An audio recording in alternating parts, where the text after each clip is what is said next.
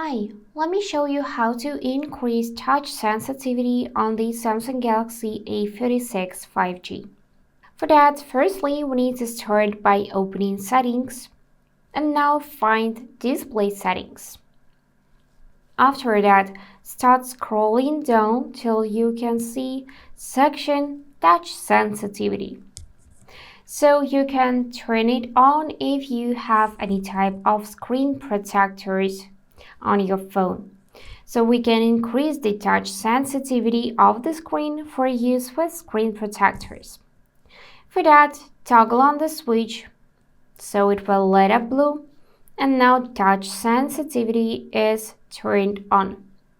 To turn off, go back in same settings and toggle off the switch so it will be gray. That's it for today.